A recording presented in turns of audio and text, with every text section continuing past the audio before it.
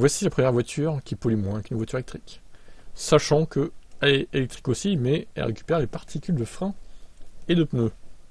La voiture électrique est par définition une voiture à zéro émission, ça prend évidemment en compte le CO2 qui alimente le changement climatique et les polluants émis en mouvement par la motorisation, et non pas ceux de la fabrication. Tout comme l'on parle de la consommation d'une voiture thermique quand elle roule et non sa production. Cependant, lorsqu'elle se déplace, même une voiture à batterie génère des émissions dans une faible mesure.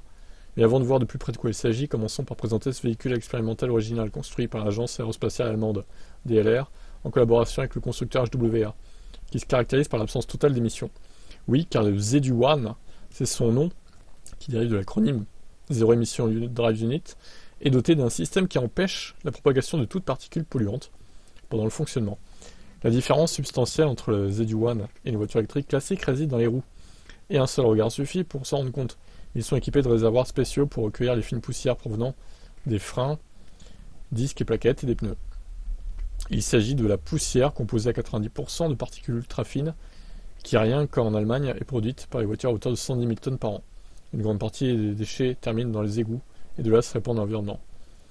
Ouais, mais alors, moi je veux bien, mais la largeur de la voiture, du coup, avec ces trucs-là, on dirait une Aptera, quoi.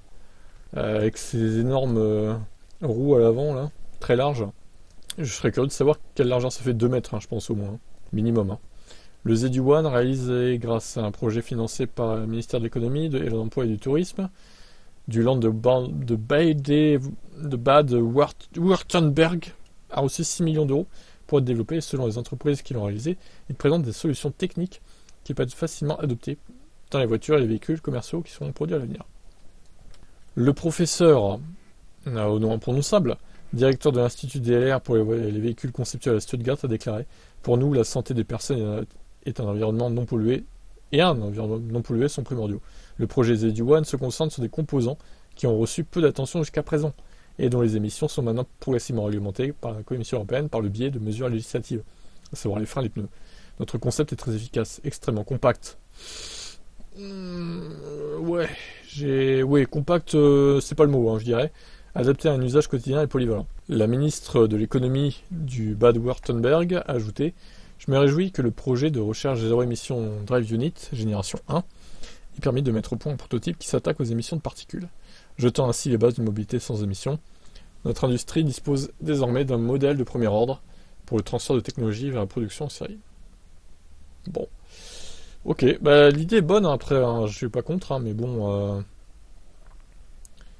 Le problème, c'est que ça va pas... L'arrière a l'air moins large, pour le coup. Alors, je sais pas, il faudrait les dimensions exactes. Ça choque moins l'arrière. Mais je suis pas sûr que ce soit adapté à toutes les routes, quand même, ce truc-là. Hein. Mais bon, c'est peut-être ça, les voitures du futur, du coup. Des voitures qui polluent zéro, quoi, en fait, à l'usage. Mais alors, du coup, leur filtre, là, il faut le vider à un moment, j'imagine. Hein. Tu le vides comment, quoi? Ça, ils le disent pas aussi. Bon, je sais pas, beaucoup de questions en suspens. Vous en pensez quoi de ce genre de voiture? Étonnant, non, comme concept? Allez, ciao.